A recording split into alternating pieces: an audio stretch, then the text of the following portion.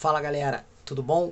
Bom, meu nome é Bruno Falsetti, eu sou professor, né? Trabalho na área das ciências sociais, das ciências humanas, né? E o objetivo desse canal aqui, desses vídeos, dos vídeos que vão vir posteriormente, é o objetivo de trazer para vocês e até para mim mesmo um bate-papo sobre uma forma de como a gente avalia o mundo, sobre uma forma de como a gente avalia o nosso dia a dia, a partir de uma visão das ciências humanas, da sociologia, da filosofia, né?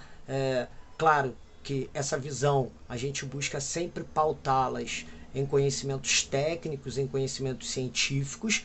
É importante a gente entender que seja sociologia, seja antropologia, seja filosofia, seja história, seja geografia, seja qualquer campo dessas áreas humanas, elas são ciências e por conta disso são comprovadas, tem métodos científicos muito consagrados, né? Não é mera questão de opinião, não é mera questão de senso comum, né?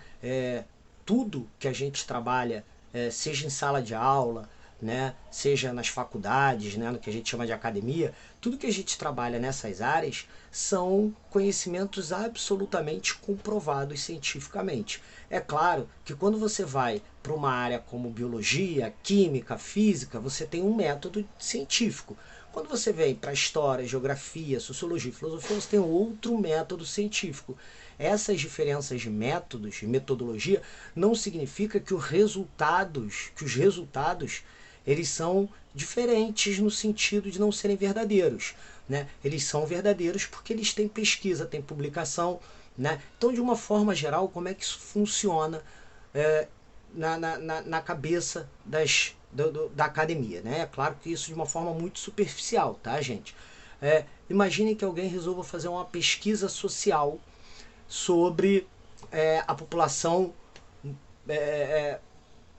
cigana no Brasil, né? E aí eles vão atrás, vão colher material oral, vão colher material, enfim, cultural, vão colher uma série de documentos. Isso vai ser colocado em pesquisa, discutido, vai ser feito uma série de avaliações e o resultado dessa pesquisa será publicado numa revista científica que é disponibilizada para o mundo inteiro, onde qualquer outro cientista social pode pegar o resultado dessa pesquisa e colocá-la sobre dúvida, e aí vai pesquisar de novo, e aí vai fazer de novo, enfim. E os resultados serão sempre publicados nessas revistas, e a partir de então, nessas revistas científicas, e a partir disso, né, a partir dessas divulgações científicas, desses artigos científicos, nós vamos compor, nós vamos ter um escopo de uma ciência, de resultados amplamente divulgados, amplamente determinados, para que aí sim a gente possa trabalhar isso como ciência na nossa sala de aula, com os nossos adolescentes, com as nossas crianças.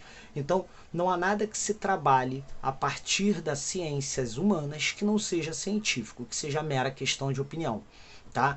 Então, dito isso, né, a partir disso, nós determinamos uma série de conceitos muito básicos. E todas as ciências sociais, elas trabalham com conceitos muito básicos para que depois esses conceitos sejam desenvolvidos. O primeiro exemplo desses conceitos é o conceito de cultura, né? É um conceito muito debatido, é um conceito muito amplo, é um conceito que muita gente fala, já foi conceituado de uma forma, já se modificou, vem se modificando ao longo do tempo, até porque a sociedade evolui, ela é dinâmica, ela modifica-se, os conceitos modificam-se junto, né? Então, a princípio, né, quando surge a palavra cultura, ela surge para determinar o cultivo da terra, o tratar da terra, o cultivar a terra, né? Ao longo do tempo, isso vai sendo definido e vai se modificando até que a gente entende que cultura é o desenvolver da capacidade intelectual. Esse desenvolver da capacidade intelectual muito ligado à educação, muito ligado à formalidade da educação, né? É claro que o tempo vai passando e a gente vai entendendo que cultura é um pouquinho mais do que educação formal, né? Então, hoje em dia, a gente não pode definir cultura como educação formal, como muita gente se habituou a fazer assim. o Bruno tem cultura porque ele estudou, o outro não tem cultura porque ele não estudou. A cultura é muito mais do que isso, né? Então hoje a gente costuma dizer, né, e é uma definição que eu adoro, que cultura, né, na sociologia, na antropologia principalmente, é tratada como uma rede de compartilhamento de símbolos e seus significados, né? Então se a gente imaginar que o ser humano se desenvolveu a partir da linguagem, e essa linguagem é símbolo, né? Então a gente tem símbolo, a nossa linguagem é simbólica, né? A nossa comunicação é simbólica, essa rede de interação que a gente, né, faz a partir da linguagem, a partir, né, dessa conexão é feita por símbolos, né? Então esses símbolos e seus significados formam uma cultura. Então um exemplo disso é muito claro, né? Talvez, por exemplo, quando eu presenteio alguém com uma rosa, não significa que eu estou dando um vegetal para alguém.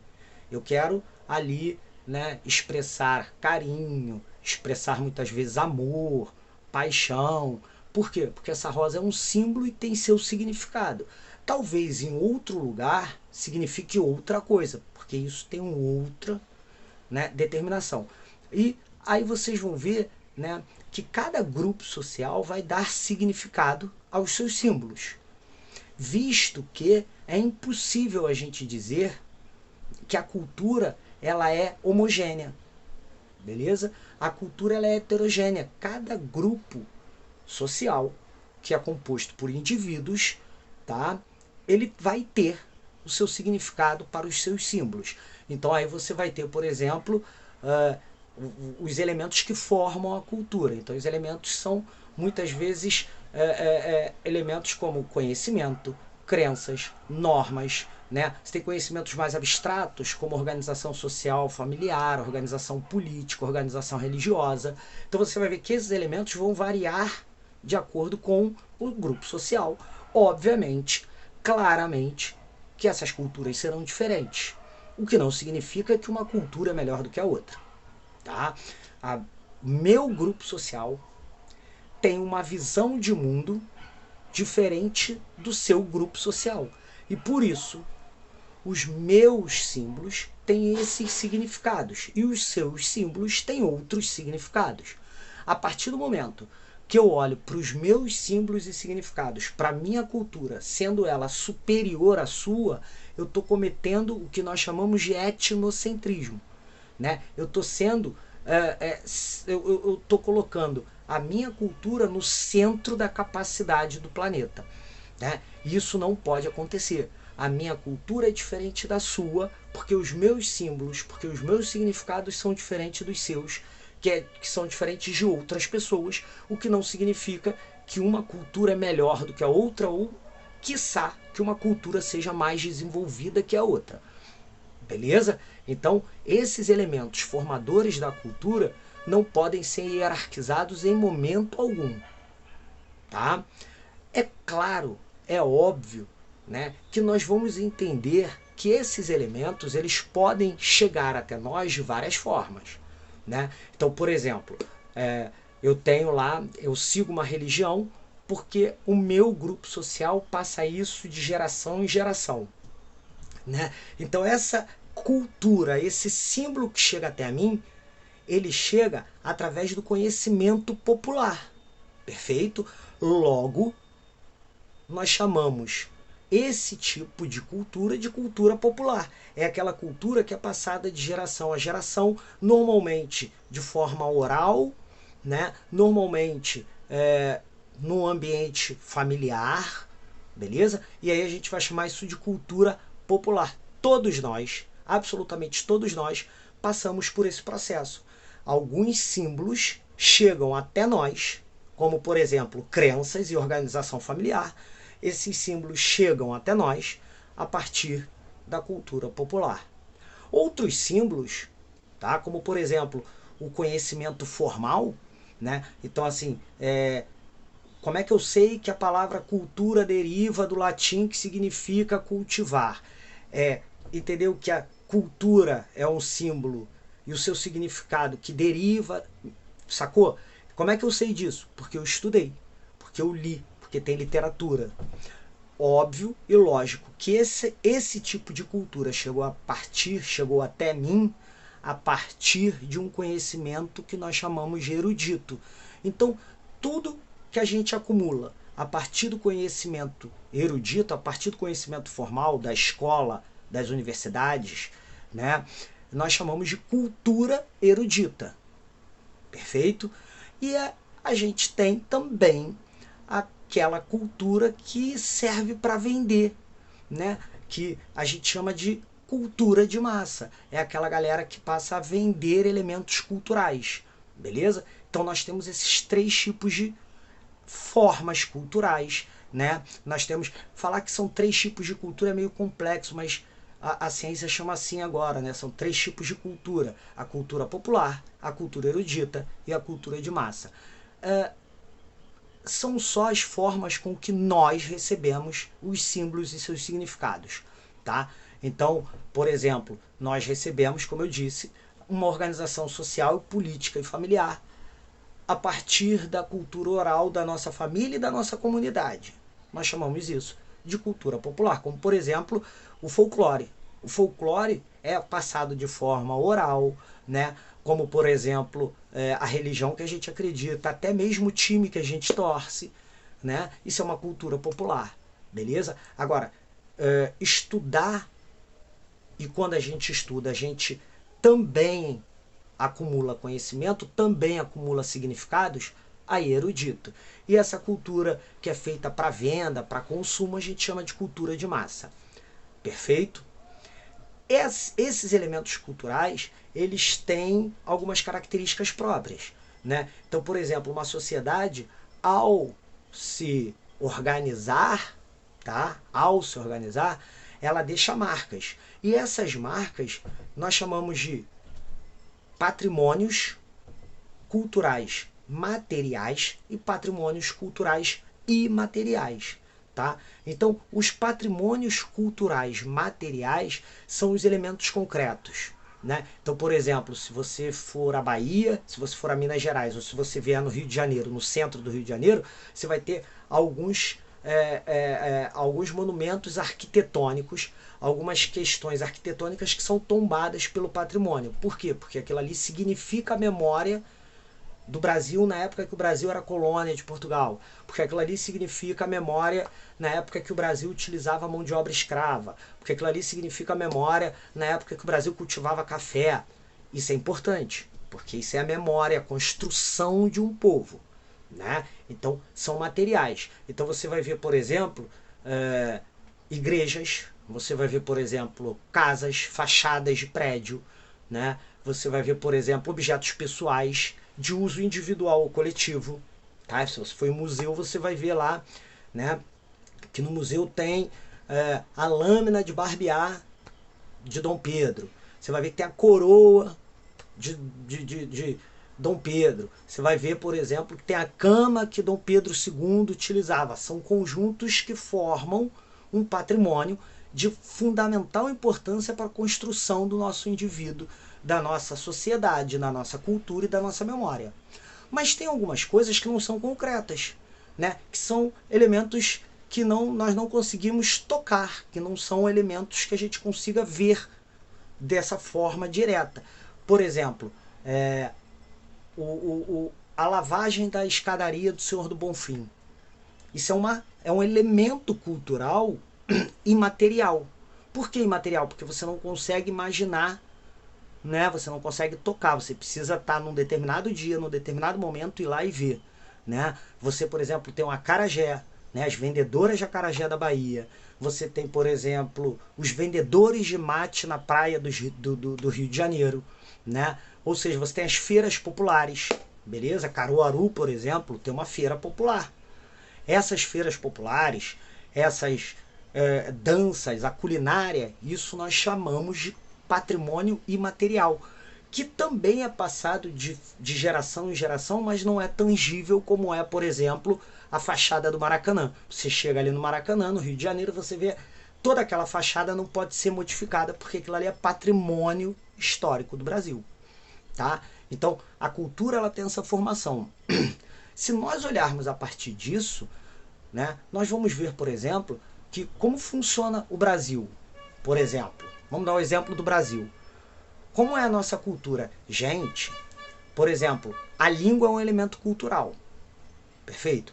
Todos nós falamos a mesma língua, certo? Entretanto, é bom que nós temos a noção que talvez uma palavra que nós tenhamos um entendimento aqui no Sudeste, aqui no Rio de Janeiro, não seja a mesma palavra que nós temos no Nordeste, na Bahia, no Sul, no Centro-Oeste, no Norte. Porque o Brasil é um país continental e aí você vai ter derivações geográficas, você vai ter derivações linguísticas que vão variar de lugar para lugar. Gente, a gente consegue enxergar isso dentro da nossa própria cidade, né? Então assim, dependendo do lugar, na cidade onde você esteja, se você for numa comunidade carente, tem uma gíria. Se você for na Zona Sul, tem outra gíria. Dentro de comunidades sociais, né, dentro de grupos sociais, você tem gírias diferentes. Dentro de tribos sociais, dentro do próprio território onde você está, você vai encontrar o skatista que tem uma gíria, o funkeiro que tem outra gíria, o sambista que tem outra gíria, o sertanejo que tem outra gíria. Então você vai ver que são muitas variações, né? E por que essas variações? E por que o Brasil é um país tão diferenciado nessas questões culturais? Claro que eu não consigo detalhar isso para vocês de forma muito rápida, mas é porque o Brasil passa por um processo de transformação desde a chegada dos portugueses aqui no Brasil até os dias atuais de uma forma muito muito incisiva. Então, só para vocês terem uma ideia de forma muito rápida, é o seguinte. Por exemplo, nós temos na nossa formação cultural os portugueses, que foram os colonizadores. Nós temos os nativos indígenas, que aqui já estavam quando os colonizadores chegaram. Nós temos, né, o negro africano, que aqui foi escravizado.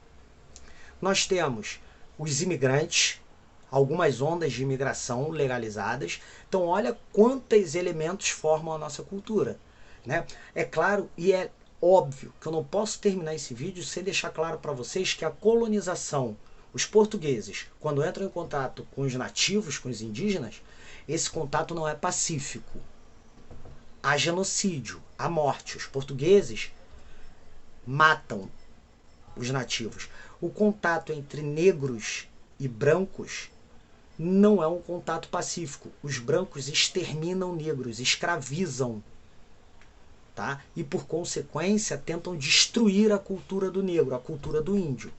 Beleza? Então esse contato, né, a gente tem o costume de falar miscigenação e parece que é tudo lindo. Não é verdade. Não é um contato pacífico.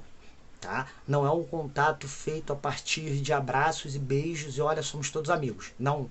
Esse contato é um contato absolutamente violento e que a gente pode, inclusive, deixar já aqui para o nosso próximo vídeo a explicação de como esse contato existiu para a formação cultural do povo brasileiro. Gente, obrigado. Voltem aqui, se inscrevam. Por favor, qualquer dúvida é só deixar aí nos comentários que a gente tira.